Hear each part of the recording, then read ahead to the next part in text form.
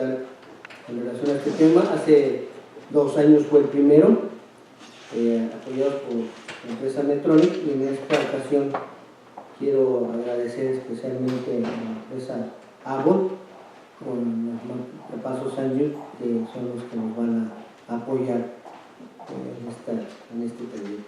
Y en especial al ingeniero Iván Pérez Arcos, que nos va a ayudar en las pláticas, y a la ingeniera María Alexandra Cartagena Monterrosas, también de la empresa Abbott, que también nos va a apoyar con el aspecto tecnológico y de seguimiento de marcapasos.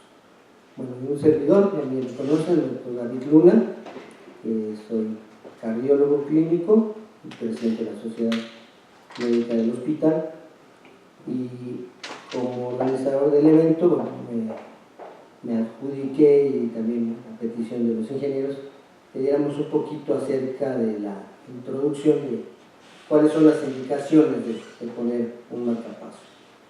Bueno, y a la tarea de tal tema, pues me puse ahí a investigar. Realmente las indicaciones pues, las podemos ver en cualquier libro, cualquier guía. Sin embargo, hay detallitos en los cuales sí tenemos que ahondar, ¿sí?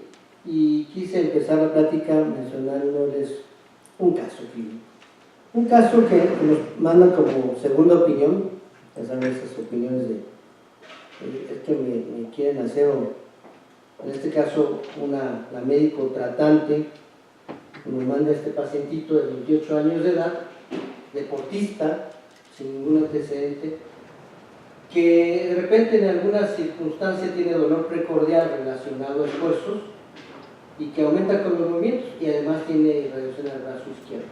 Pero en el electrocardiograma le encuentran ritmo sinusal con una frecuencia de 45. E incluso le hacen una prueba de esfuerzo. La prueba de esfuerzo es completamente normal. En la vida real, así, me lo mandan, mi indicación, marcapaso por radical. Bueno, okay. Nos dimos a la tarea de investigarle todo lo posible de investigar en relación a la disfunción del nodo sinusal, y todo era normal. La indicación como tal fue ponerle un marcapaso solamente por bradicardia y por esta sintomatología. ¿Okay? Entonces, esto quise traerlo a colación porque es bien importante, porque a pesar de que leamos las guías, los libros, las indicaciones, al final nos encontramos con situaciones así. ¿Sí? Entonces, un dispositivo que si bien colocado, en manos expertas, quizá no nos dé ningún problema, pues, se queda para toda la vida y no pasa nada. Después voy a mostrar otro caso donde sí pasa y puede pasar muchas cosas. Bueno, este paciente al final le dijimos, no tienes nada, no necesitas nada, tú tranquilo, y pues el paciente a la fecha sigue en su vida completamente normal. Y el lechoso dolor era una simple esofagitis o dispepsia. Pues bueno, son cosas de las que vemos siempre. Y entonces vemos un paciente con frecuencias lentas, pero en ritmo sinusal, que no requiere ninguna terapia de ningún tipo, ni farmacológica, y mucho menos. ¿Okay? Y bueno, entonces, de esta situación de bradicardia, ¿cómo sería el abordaje de estos pacientes? Entonces tenemos que evaluar si tenemos un paciente con bradicardia, si esta es persistente o si es intermitente. Si la bradicardia es persistente, bueno, tenemos que investigar si tiene enfermedad del nodo sinusal, y más adelante veremos cuáles son las características del nodo sinusal. Si me separo un poco el micrófono, ¿sí me escuchan? No afecta. Ok, gracias. Entonces, enfermedad del nodo sinusal o un bloqueo auriculoventricular que puede ser intermitente con ritmo sinusal, o incluso trastornos del ritmo como fibrilación auricular. Obvio, esto lo buscaremos en pacientes que tengan riesgo de fibrilación auricular, como aquellos pacientes de edad avanzada o simplemente con hipertensión arterial crónica, que es la causa muy frecuente de fibrilación auricular, como una bradicardia persistente. En la bradicardia intermitente, bueno, evaluar primero el electrocardiograma como tal, si es diagnóstico franco, y bueno, si ese es un problema intrínseco ¿a qué? A trastornos del ritmo o problemas a nivel del bloqueo auriculoventricular, que puede ser paroxísticos o intermitentes, o bloqueos sinuatriales, o disfunción del nodo sinusal manifestados por paros sinusales, incluyendo el síndrome de taquicardia o bradicardia, e igual que en el previo, fibrilación auricular con frecuencias bajas. Nada más que sí, hay que recordar que en disfunción del nodo sinusal tenemos que tener pausas arriba de 3 segundos. Antes se comentaba que eran arriba de 2 segundos. En las guías actuales, estas pausas deben ser arriba de 3 segundos, o si son menos, siempre y cuando sean relacionadas con síntomas. Entonces, si mi paciente tiene una bradicardia importante y que tenga síntomas de bajo gasto, entonces sí habría que tener la posibilidad de hacer una terapia invasiva. En caso contrario, pues no sería eso.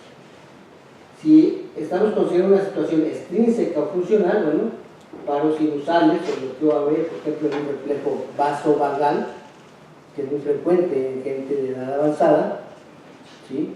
O en aquellos pacientitos con disautonomía, que son jovencitas, que bajo algunas circunstancias están teniendo síncope recurrente, o bloqueo auriculoventricular congénito o idiopático, que se hacen muy evidentes a la administración de fármacos cardioinhibidores, como sería la administración de adenosina.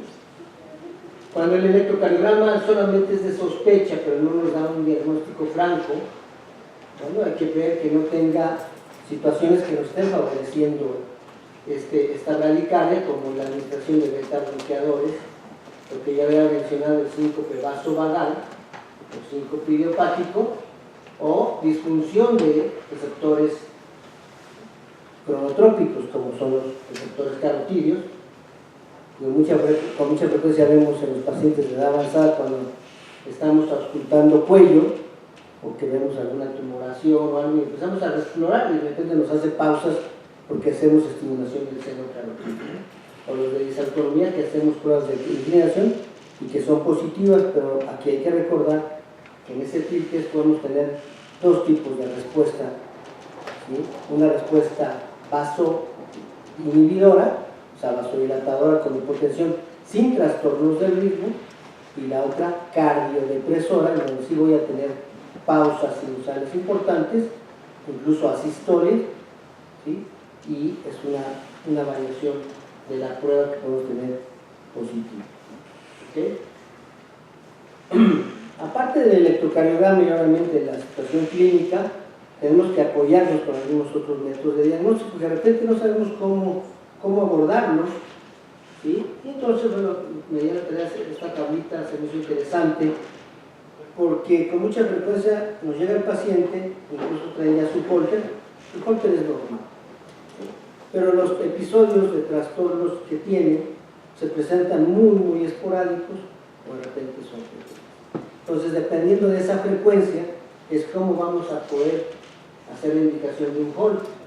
Si mi paciente tiene síntomas diarios, bueno, un Holter 24 horas, o incluso ingresar a nuestro paciente en este hospital a la terapia intermedia, donde tenemos monitoreo permanente, sería más que suficiente, ¿sí?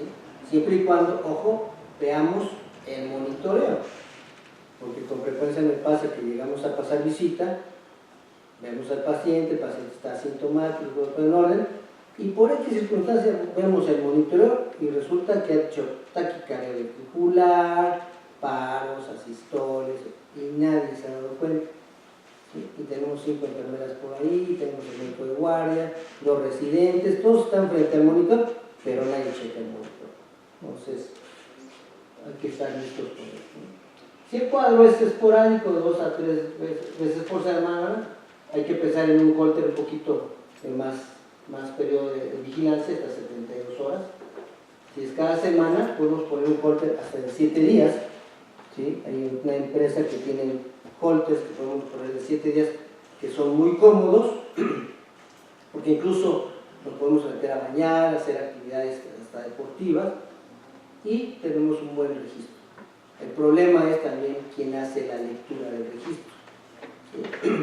Nosotros, en nuestro consultorio, que somos varios cardiólogos, ya hemos puesto estos Holters, y ese es el inconveniente que hemos tenido, que de repente queremos ver los trazos y no nos mandan todos los trazos porque no tenemos acceso a eso. Entonces, ahí es cuando tenemos que batallar con la empresa para saber cómo podemos hacer una lectura y una revisión adecuada de esos estudios, porque no en hacer el estudio y que me reporten que no tenga nada, necesariamente esto sea cierto.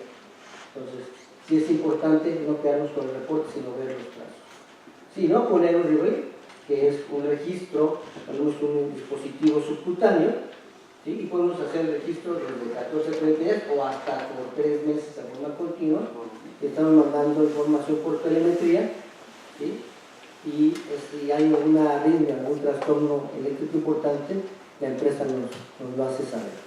Entonces, sería la forma de estar indicando el holter de acuerdo a la frecuencia de la sintomatología. En sí, bueno, ¿qué sería una disfunción del nodo sinusal? Eso es importante que lo tengamos en cuenta, sobre todo que están los jóvenes becarios y el personal de asistencia médica y paramédico del hospital. La disfunción del nodo sinusal es manifestada o por una incompetencia cronotrópica, esto es, hacemos actividad física y no tenemos una respuesta del nodo sinusal, no hay aumento de la frecuencia cardíaca, o tenemos pausas sinusales o arrestos sinusales o bloqueos sinoauriculares y lo llamado síndrome taquicardia bradicardia. ¿Okay? Estamos hablando aquí de disfunción del nodo sinusal. Ojo, que no es lo mismo que bloqueo aurículo-ventricular. Son situaciones totalmente distintas y de acuerdo a ello también es el tipo de marcapaso que en un momento dado pudiéramos elegir o requerir. ¿Sí? Entonces, donde tenemos los paros sinusales, donde tenemos ritmo normal, de repente todo el paro es completo, o sea, no hay onda P, no es un bloqueo auriculoventricular, hay una pausa y volvemos a tener un ritmo adecuado. ¿Sí? O el síndrome de taquicardia bradicardia, donde tenemos periodos de taquicardia habitualmente supraventricular paroxísticas, con periodos de bradicardia que incluso a veces pueden ser escapes y salir a ritmo nodal. Ahí ya tenemos también cierta disfunción del nodo AB. Habría que evaluar también si tengo las dos cosas, disfunción del nodo sinusal y disfunción del nodo auriculoventricular. ¿Okay?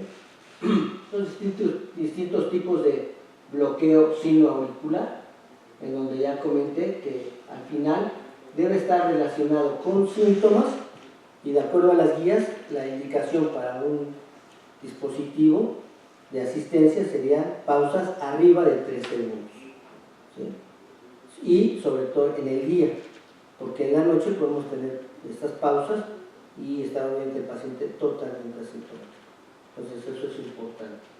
No toda pausa requiere un dispositivo de asistencia de marcapaso.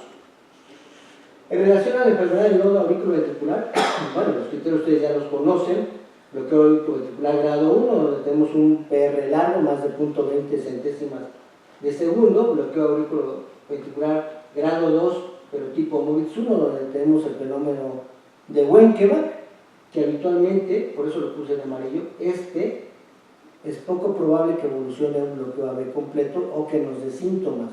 Entonces, una indicación de marcapaso en este tipo de bloqueo sería una indicación 2B, ¿sí? Si acaso, y siempre y cuando haya síntomas relacionados. La probabilidad de que evolucione es de menos del 1% a bloqueo AB completo.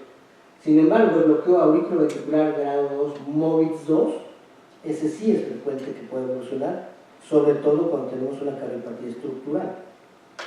Y obviamente el bloqueo auriculoventricular grado 3, no tenemos ninguna duda de que ahí sí tenemos que poner un marcapaso, ¿verdad? Entonces, bloqueo AB grado 1, simplemente PR largo, sin ningún otro trastorno, ¿sí? Y los bloqueos auriculoventriculares de diferentes grados, MOVITS 1, MOVITS 2 y el completo. Otra vez, recapitulando en relación a las pausas, que deben ser arriba de 3 segundos, ¿sí? O relacionados con síntomas. Y obviamente esto en el día. ¿Qué nos dicen las guías en relación a la terapia con marcapasos? ¿Sí? En relación a la bradicardia persistente, bueno, en la enfermedad del nodo sinusal, como ya dijimos, siempre y cuando sean síntomas claramente relacionados con esa bradicardia. ¿Sí? Si no es eso, entonces son otro tipo de indicaciones, y definitivamente la sola bradicardia sin síntomas no es una indicación de marcapaso, ¿sí?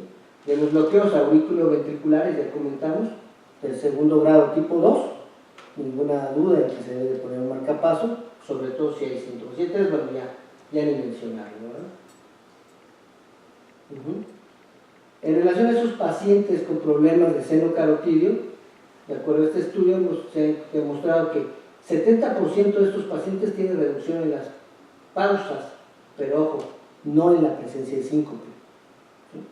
Entonces, eso es importante también comentárselo a nuestro paciente, porque de repente, oiga, pues me sigo desmayando y usted me dijo que con el marcapaso se me iba a quitar. Recordemos que en estos pacientes con problema de hipersensibilidad de seno carotidio hay otras causas, además del trastorno electromecánico, como causas de bajo gasto. ¿Sí? Entonces, habría que ver estudios de perfusión cerebral, porque no necesariamente el marcapaso va a evitar que el paciente siga con periodos de bajo gasto o mareo o incluso síncope. ¿Okay? De la bradicardia intermitente, bueno, ya lo hemos mencionado igual, la disfunción del nodo sinusal en clase 1, ¿sí? Siempre y cuando tengamos los síntomas relacionados a esos paros de más de 3 segundos. Igual en el intermitente, el bloqueo AB, ¿sí? Y que sea de tipo segundo grado, MOVIT 2 y bloqueo AB completo. Igual la bradicardia persistente, lo mismo que ya mencionamos, ¿sí? En relación a si tenemos enfermedad del nodo sinusal, que nos hacen hincapié en el tipo de marcapaso que debemos de considerar. ¿Sí? Aquí sí es importante considerar el marcapaso de doble cámara, porque obviamente tenemos una disfunción del nodo sinusal que mecánicamente y eléctricamente podemos rescatar. ¿Sí? A diferencia del paciente, por ejemplo, que tiene fibrilación auricular con aurículas muy dilatadas, en donde la función auricular y obviamente la función del nodo sinusal está perdida completamente. Entonces, poner un estímulo eléctrico a nivel de la aurícula es tiempo perdido, porque nunca vamos a lograr una estimulación auricular. Entonces, ahí con poner un cable al ventrículo sería suficiente, pero si el problema es nodo sinusal, definitivamente un registro de un cable, un marcapaso de doble cámara sería la indicación adecuada. No así cuando el nodo sinusal no está funcionando, que las aurículas no están funcionando, entonces un marcapaso unicameral a nivel del ventrículo derecho sería más que suficiente. ¿Okay? Igual de la elección del tipo de marcapaso, ¿sí? Siempre y cuando el nodo sinusal podamos echarlo a andar con esa estimulación del doble cámara.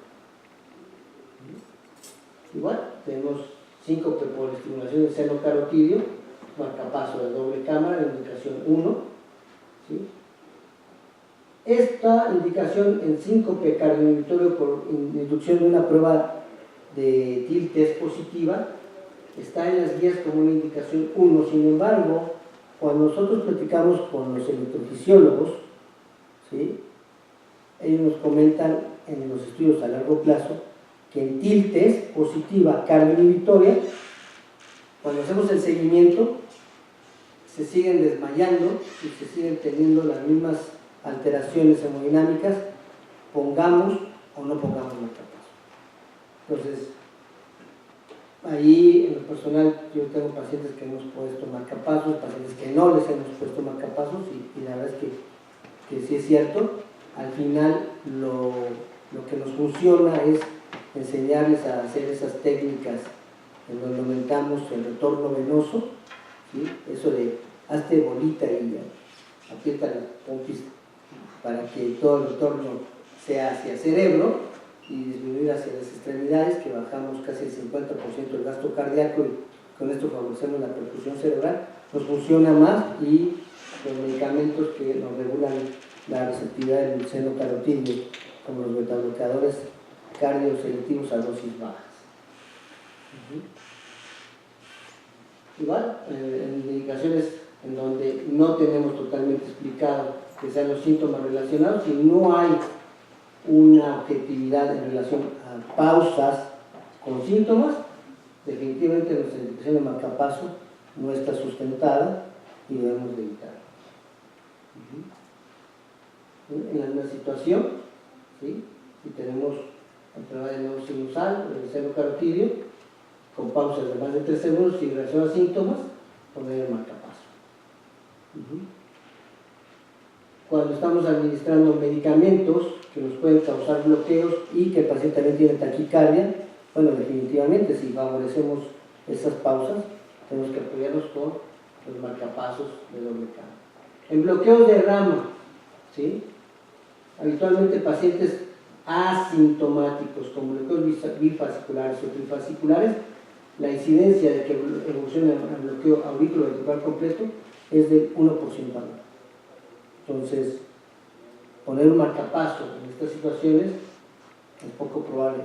Ojo, a menos que tengamos bloqueos fasciculares anteriores y o alternancia bloqueo rama derecha completa con bloqueo rama izquierda completa en una cardiopatía estructural con daño miocárdico severo.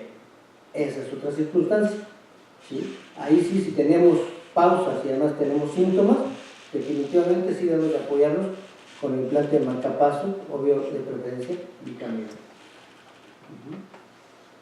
En relación al cardioverte, bueno, es un marcapaso ya con una terapia diferente en donde vamos a hacer estimulación eléctrica para prevenir arritmias que nos causen la muerte. Y entonces aquí el cardioverte tiene una prevención primaria en pacientes con cardiopatía estructural, con daño miocárdico severo, menos de 35% de fracción de expulsión, casi siempre que sea en insuficiencia cardíaca, a pesar de un tratamiento óptimo. Cardiopatías familiares, donde tenemos evidencia de taquiarritmias, sobre todo ventriculares, ¿sí? Y en prevención secundaria, arritmias ventriculares sintomáticas relacionadas habitualmente a cardiopatía estructural con daño miocárdico y aquel paciente que tiene antecedente de muerte súbita abortada. La terapia de resincronización, ¿sí? Vamos a ver que básicamente esta terapia es el implante de un marcapaso tricameral, donde vamos a abordar al ventrículo izquierdo, pero a través del seno coronario. Nos vamos a poner en este caso 3 cables, uno en la aurícula derecha, otro en el ventrículo derecho y el tercero en el ventrículo izquierdo, pero vía el seno coronario. ¿Sí? ¿En quién vamos a ponerlos? En aquel paciente en donde vamos a tratar de buscar una sincronización para un mejor latido cardíaco y mejor gasto cardíaco. ¿Sí? Aquellos pacientes que tienen bloqueo de rama izquierda, ojo, no derecha, y que tenemos un retraso de la conducción arriba de 120 milisegundos y de preferencia asociados a daño miocárdico severo. Casi siempre en pacientes de clase funcional 3 o 4. ¿Okay? Es en quienes indicaríamos la terapia de resincronización, que es una terapia de marcapasos ya más avanzada, con una indicación ya muy específica. Y basándonos en estos antecedentes, bueno, les traigo un segundo caso, en donde ahora tenemos un paciente, pero no tan grande, 58 años de edad, sano completamente, sin ningún antecedente de importancia, y que nos llega a este hospital por 5. Súbito. ¿Sí? De repente llega el paciente, llega aquí, le hacemos un electrocardiograma y un bloqueo auriculoventricular completo, frecuencia ventricular